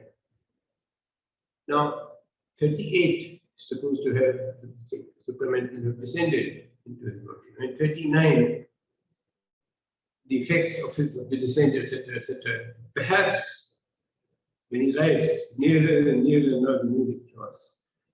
Life shudders in his patience. What when he talks and and he writes in Krishna. Krishna is the Purushottama, and besides being the overman God, but nearer and nearer now the music draws. Now the music draws, drawing nearer. Life shudders with strange feelings. All nature is a wide enamored pause, hoping but not to touch, to clasp, to be. This is, if you connect it with what happened in 1938, which they said, and therefore mother does not announce it as a descent. This is the two things are connected. So this poem has a great deal of importance from that point of view. According to me, what I feel, because it is written in 1939. 1938 was the descent into his body. So, but what do I say about this poem? About this poetry? Everything is, you want to read and try and remember whatever. And I also, like the rest of people who have spoken just now, don't find any words in the dictionary to describe Sri Aurobindo. So it's very beautiful thing, and I'm so glad that Shruti is here, and you're here, and Charan Singh is here, Dr. Shaurya is here. Dr. Shaurya, I believe, Dr. Shaurya, do you sit in this Sri Aurobindo's room? What, sir? Do you sit in Sri Aurobindo's room? No, I just take care of his room. Okay. We all have been to, I think most of us have been to Sri Aurobindo's room. Last time when there was maybe 25 years ago. Oh. And, can you hear me? Yes, sir. So the last time I went there was about 25 years ago, I think, 30 years ago, where she used to sit in that room. Mm-hmm. Has it been still the same room, the same size? Yes. Somebody sits there? Nobody is occupied by none. I just keep the keys with me, and if the sadhaks come, I keep it open for them and allow them to meditate in it. And I make sure that it gets clean regularly and the flowers are offered regularly. I'm so glad. I maintain the decorum of Sri Aurobindo's presence in that room. Because when I went there, somebody used to sit there. Yes. So after that incident, Honorable Chancellor Madam Rajmata wrote a letter to the Vice Chancellor, and he made it compulsory note that nobody should sit in that room. So the Dean has removed the electricity supply. So you have the privilege of looking after the room. I'm raised with that. Good. I'm so glad. It is proven that we never choose the place chooses us. It is the mother who put me there. Good. Thank you very much. Thank you so much, Pradeep Bhai. Again, I mean, I'm just amazed at this range that Aurobindo brings in his poetry, and everyone who's been, sharing what is unique, what they find most drawn to in Sri Aurobindo's poetry brings another new dimension, again from a prophetic poem to the one that, Krishna and the connection with the whole, his yoga sadhana, his supramental sadhana. Amazing. It's just, and Krishna is such a beautiful, beautiful poem. Like who? Every time you hear, those same sensations, those vibrations that come in you. I mean, it's just amazing. So thank you so much, Pradeep bhai, for bringing that poem in our conversation. But Okay. Benji, I want to add one thing here, Yes, what please. Pradeep has said, and today I was looking at your status, and I wrote this, that this is the thing which we find in Shri Aurobindo's poetry as well, seeing things from the different angle. Oh, that's very interesting. Because see, I somehow I was pretty tired last evening, and I came home and I was just like fumbling with the phone, and the way I was sitting, I was so exhausted. I didn't want to like turn the phone straight in the way I was there, and it just made the arrangement on that desk so beautiful. I just had to like keep it. So I'm glad poetry came through a random click like that. But yes. But when we read Shri Aurobindo's poetry, the subjects which he has discussed and dealt with are no other human beings can see from that angle. Right. Yeah. And I think I also really liked what Pradeep bhai you said about that, I haven't written a poem, but I am a poet at heart. And then you describe or shared that share that came to you. And I was just also thinking that this is like, many of us who don't consider ourselves poets or, or who are not officially trained or academically trained in poetry. But at the same time, I guess there is something about being in Indian or being in this Indian culture, poetry is somehow ingrained in us. I grew up listening to Hanuman Chalisa recited by my parents. I myself started reciting it at a very young age.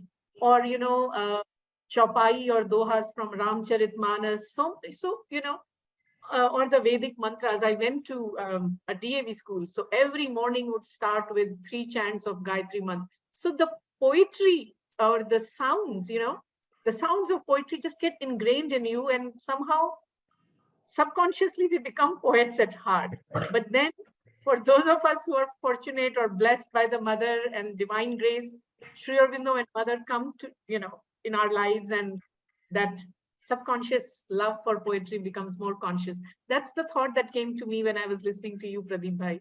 So, and that's been kind of like my experience too. So just really want to appreciate and thank you for sharing that with us. So yes, Shaurya, I think you wanted to share. I just want to add this, that in those days I was not, I had no command over English language. I was just a school-going kid studying in Gujarati medium, but I was in Pondicherry, and I still remember that 2 lines came in my mind and wrote it, and there was no other things than that. After that, in the darkest hour of the night, I pray to thee for the light.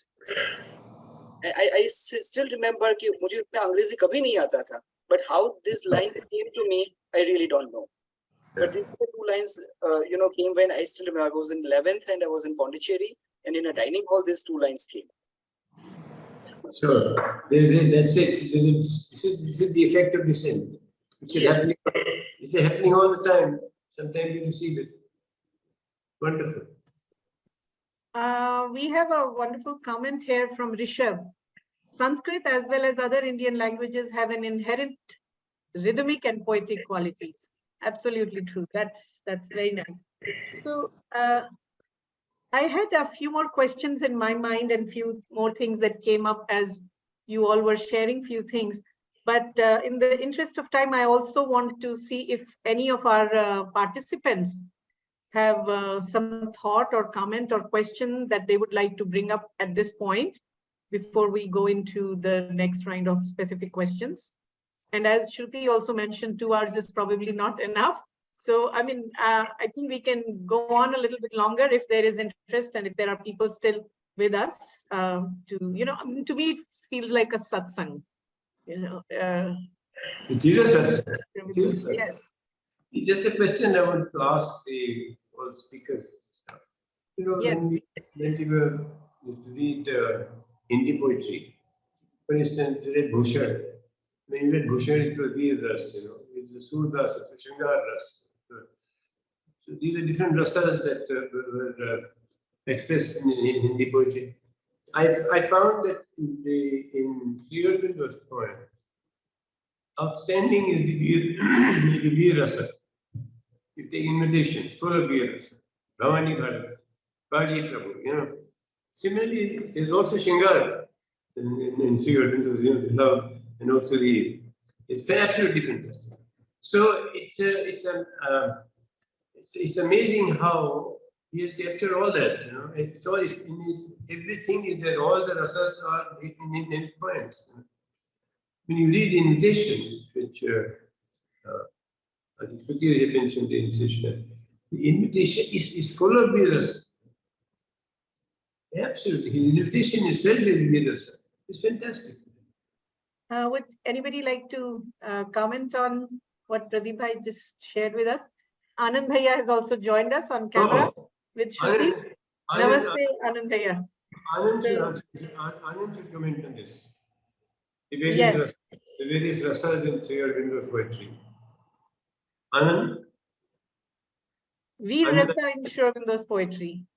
Actually, I think we had published a paper in Renaissance. Shruti had written using Baji Prabhu to speak about Veer Rasa in the, not just Veer Rasa, but other rasas also in Baji Prabhu. But right now, the question is specifically about Veer Rasa in Shri Aurobindo's poetry. Vijay Lakshmi ji, we'll just take up your question or comment just in a minute. Yeah, so it's instantly my PhD in my voice. I'm not a bit well, so excuse my voice. Okay. But my PhD is on rasas in Shri Aurobindo Savitri. And after, I had to really, I've studied almost all rasas I could find in Savitri. And the main, that is Shringar, I found, in which I had to stretch the borders of the conventional rasa theory, because it is too narrow and too human, and to include, to bring it to, relate to Sri Aurobindo, I had to really stretch the fields of Shringar Rasa as a concept. So, of course, I can just go on talking about Sri Aurobindo. And one of my favorite poems is The Word of the Silence. And I just love in Sri Aurobindo, the mantric effect of, I feel we can have a whole session on the mantric effect of Sri Aurobindo's lines. So if you take a certain lines which appeal to you and you keep repeating them, they really bring down a certain level of experience and increase your consciousness to another dimension. So I just wanted to convey this because I have actually applied it in my life, and my life is enriched by the touch of Sri Aurobindo's lines. Thank you. Thank you so much. That was so beautiful. And you're absolutely correct. We can go on talking more and more about the various rasas in Shri Aurobindo's Savitri as well as other poems. And, we can have a whole other session on that. So I really appreciate, please stay with us.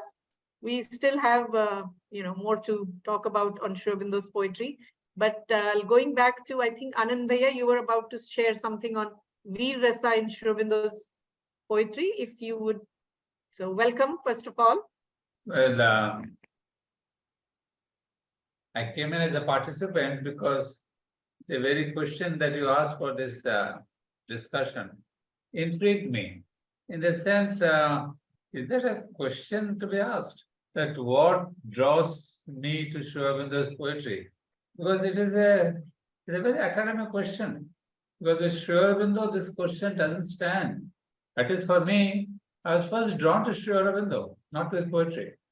And you see, as a God lover, as he writes in the synthesis, one who loves God really, in the integral yoga sense, also loves God's creation.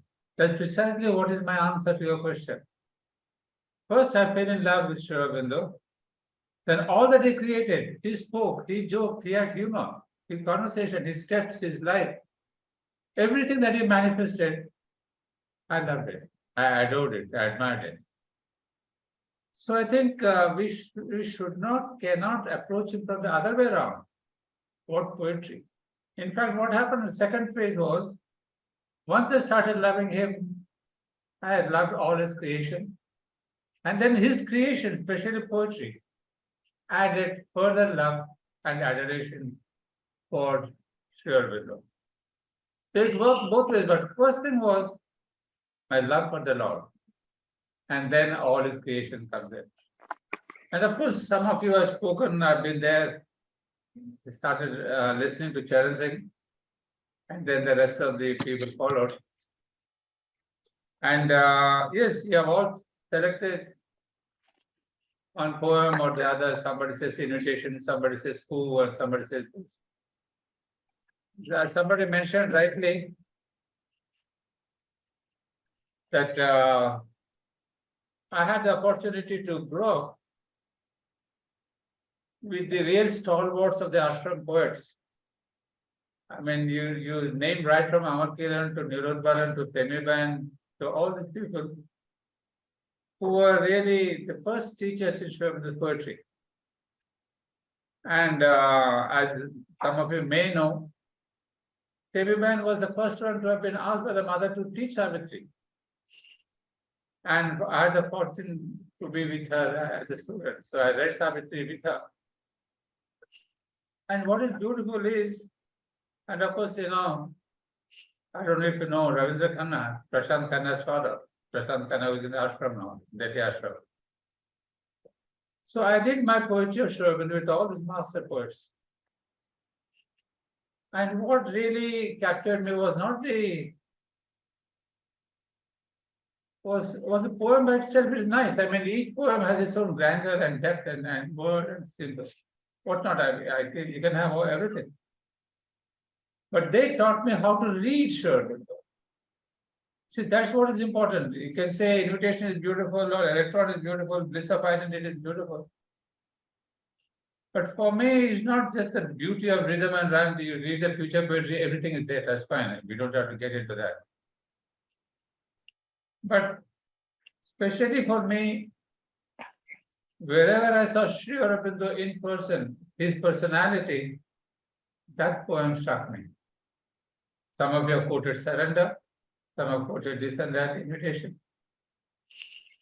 But very objectively, just at a random, one of the things that really zapped me was this indwelling universal. If you remember the poem, I contain the wide world in my soul's embrace. In me, Arcturus and Belphegor burn. To whatsoever living form I turn, I see my own body with another face.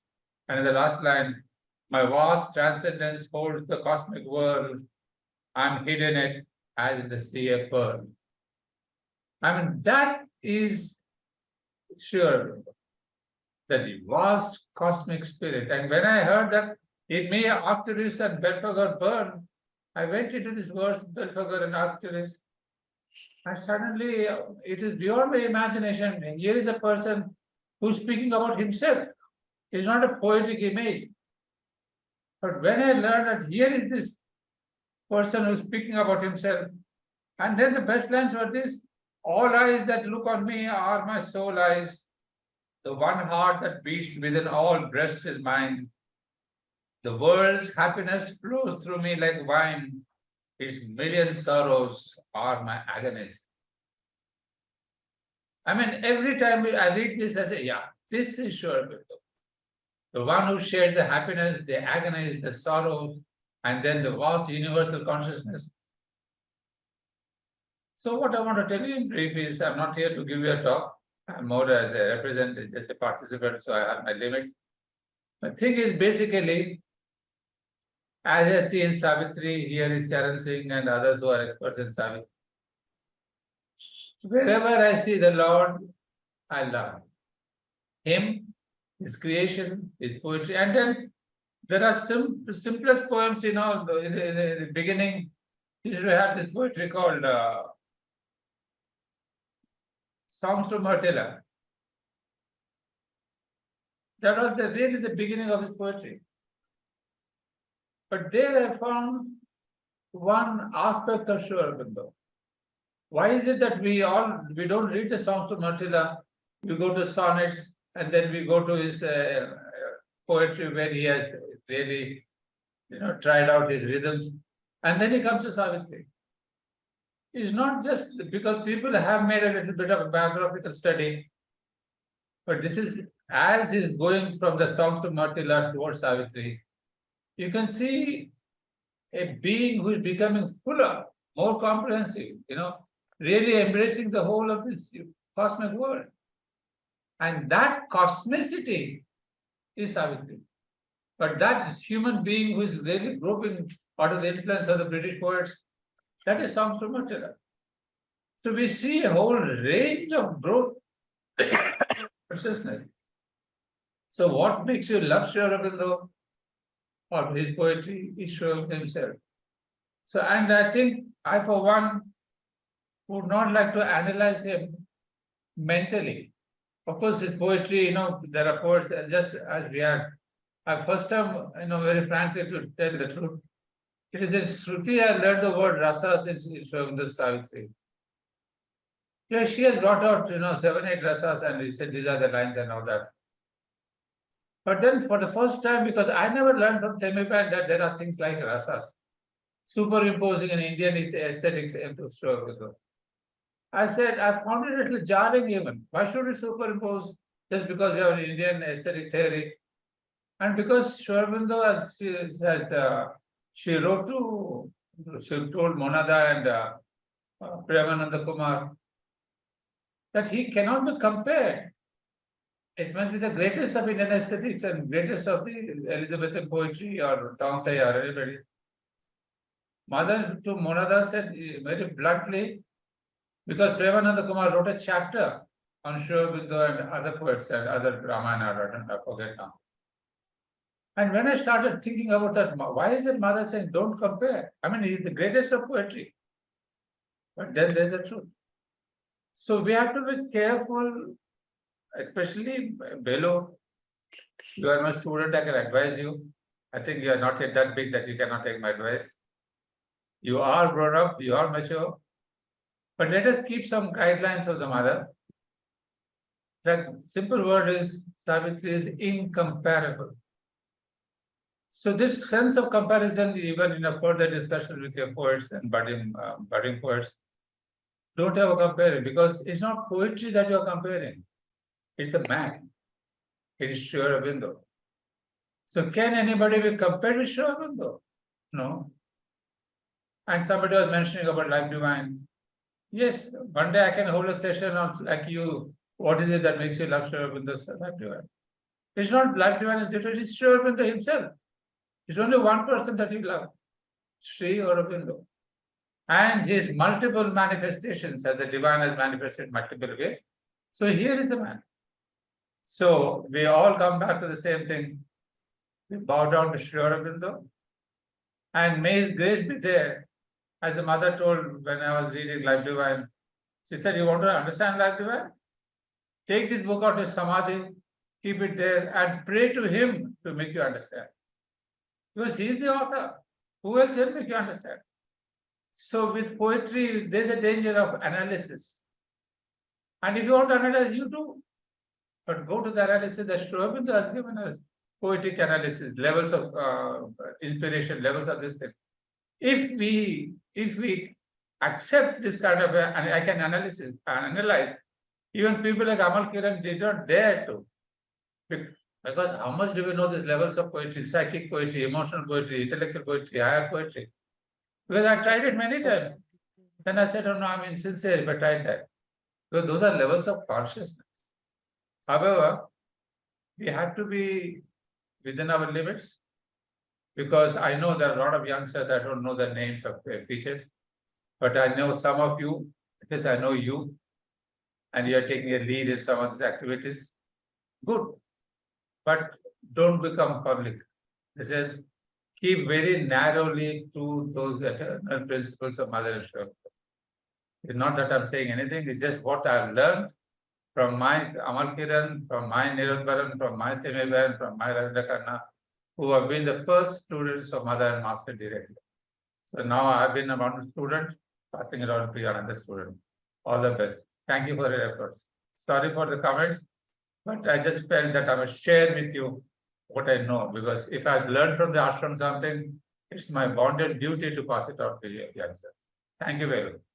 Thank you. And really, I really value and appreciate, and I'll try to absorb everything that you've shared with us, Anand Bhai, because it's really important to keep that in front of us while we, as I think I also got inspired by your title, Celebrating Shri Aurobindo. So for me, this session is about celebrating Shri Aurobindo, the poet, Shri Aurobindo's poetry.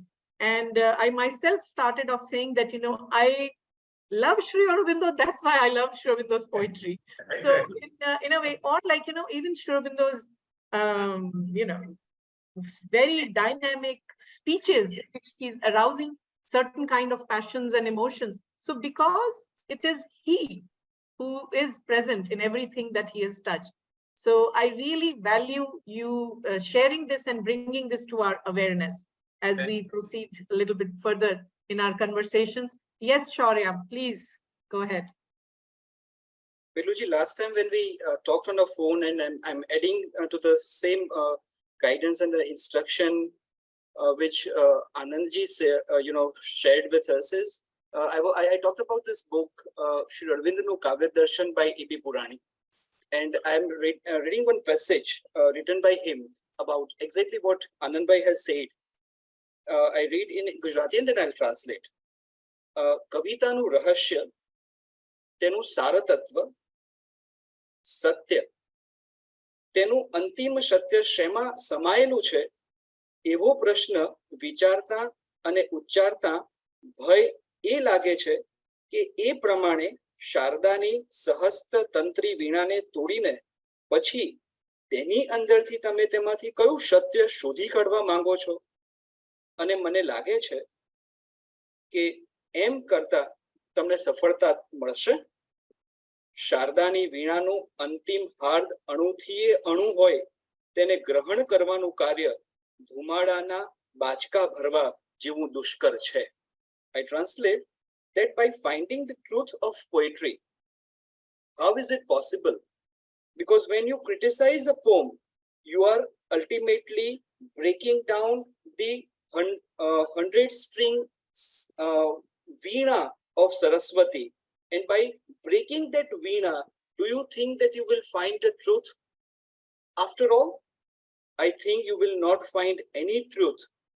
That is very difficult, like you are filling the bags with smoke, and that is next to impossible to find the meanings of truth or finding the truth from the poetry of Shri Aurobindo. This is what E.P. Purani has said in his in the preface of his book, titled Kavita Vishe Shri Aurobind, Kavitanu Heart, the heart of poetry.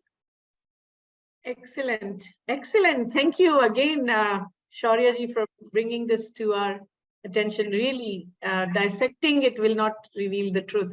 I think at this point, I would like to just invite our other panelists here, if they have any comment or thought, reflection that just got inspired based on the conversation that we just had, rather than going into our specific questions. So Gayatri, Charan ji, Shruti, if any of you would like to add something at this point to whatever deliberations we've had so far, please feel free to add. I just want a small point here. Since in your questions you had mentioned about the Shri Aurobindo translating other poets and translations, and since our other panelists have also talked about the future poetry, of course. And one of the things I would like to draw everybody's attention to, I mean, I was attracted to it, is Shri Aurobindo's efforts at translating Kalidasa's poetry and the guidelines that he has, it's strewn over his articles while he's writing about Kalidasa, of how he has taken pains and efforts to translate him in various ways. Certain paragraphs or certain stanzas they wanted, or couplets they needed a certain kind of translation. It could be image translation, it could be literal translation, it could be meaning, the meaning was translated. So he has explained those very beautifully, and in that way emerges a beautiful I wouldn't call it a theory, but a practice of translation that Sri Aurobindo himself has written. So that is one area where, since you mentioned translations, I have not studied as such his translated poems. Of course, poems of Chandidas is what I feel attracted to when I read his translated works. But especially Kalidasa, the entire work, I mean, we know that it's an entire volume on Kalidasa, which is available in Shabda right now, and it forms a major part of CWSA 1.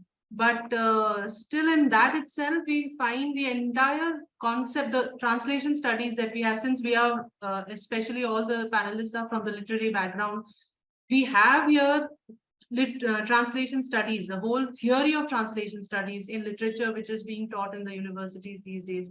And they talk about how to translate, what should be the connection of the first language and the second language, and all those kind of things. So the way Sri Aurobindo has described it in terms of translating, and especially translating poetry, because a lot of people these days have started translating Savitri, which couple of them which I read in a couple of languages. I was a little taken aback by the translations, whatever. Of course, one can't translate Sri Aurobindo, I believe. But even other poets, if one is trying to, especially if it is spiritual poetry or anything, it would be difficult.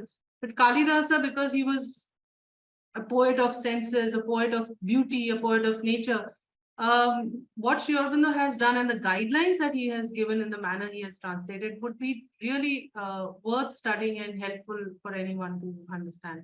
So since you mentioned translated poems, I just wanted to bring up this point. Thank you. Thank you. Thank you. And I think, Gayatri, you also brought up Sri Aurobindo's translations from Tamil, but I think in another conversation, you had also spoken about his translations from Bengali, Chandidas, Shruti mentioned. So if you would like to just, Vidyapati, I think you were reading his translations from Vidyapati also. So if you would like to. Yes, I did. Thank you. But before that, I'd just like to say that it was really a delight listening to each and every one of you. And I kind of learned so much, and I really love the way Dr. Reddy harped on loving Sri Aurobindo, the person. So we all do that. I just thought I'll just talk a little bit about that because I've already talked about the plurals and I read out a couple of plurals. What I found is whereas his own poetry, when he writes, it seems to be a little more direct, and the overhead influences there, the direct, unalloyed, pure and direct poetry. In his translations, he plays out this whole array of human emotions that come through, and he gets, is true to the original poets that he translates, and he leaves aside his own way of approaching his writing. So I find this very fascinating when he translates, say a Vidyapati or other translations. So that is one. And also, I think you had a few questions, which we won't go into because of constraint of time. But I'd like to say that, he really, my way of writing, approaching poetry and writing poetry changed quite radically, in the sense what he talks about a poet being a seer and a visionary, that really the experiential part of it seeped into my writing since I've moved to Pondicherry and started reading Sri Aurobindo, everything that he's been writing. So I'll just read one small poem and end it here. I'm not addressing the other questions. This was published in a journal called Borderless Journal from Singapore, and I had sent them 4 poems called Human Love and Divine Love, which he has written really extensively about, segregated that, but he is for all kinds of love, of course. So this poem is called I'm Yours. It's part of a 4-poem series I wrote. If you must consume me in totality, leave no trace, no fragrance, no rain, not even whisperings among seeds bursting to ground and shed music of falling meteors. Find me that obeisance rest of your red honeysuckle, agreeing with the sweet dove. Slay me if you must, for I am yours. but spare me the brutalities of certain worthy, happy endings. So thank you again. This is a short tribute. Thank you, thank you, thank you. And I think we have another poem amidst us, Charan Singh Ji. And it was a delight going through your book, recent book, Dancing with the Moon and Other Poems. So if you would like to give us a little taste of how your own poetry has been inspired or influenced by or shaped by your readings of Sri Aurobindo. And if you would like to share a sample, that will be excellent. Thank you so much, Belji, again. And thank you so much, Dr. sir, for the Guru Mantra, for the wonderful words of wisdom and experience in Shri Aurobindo's light. We all are touched and blessed. Definitely, whether I write in Hindi or English, my poems, my emotions, my words, my thoughts and my dreams are deeply nourished and shaped by Shri Aurobindo and the Mother. And in the book that is in your hands, or that you beautifully reviewed for the Renaissance, you might have noticed that love and learning everywhere. So as in Savitri, Shri Aurobindo deals with all fundamental questions of existence, the question that perturb us on everyday basis of fear, longing, immortality, death, the question of love, the question of longing, the question of our interconnectedness with nature, the question of all those lovely and beautiful queries about life. So one poem appears on the last cover, the last for the perfect poem. I would like to read that. And almost everything has come from Shri Aurobindo, almost, whether language, whether literary insight, whether sensibilities, and poetic empathy, because Shri Aurobindo says that empathy is necessary in a poet. Apart from language and technical part, one should have emotional sincerity with the thought of or the content of the poetry, or the vision that one is talking about. One should have that emotional sincerity and that sincerity of empathy in the poet himself. So I would like to recite this poem, which appears on the last cover. It is Ballast for the Perfect Poem.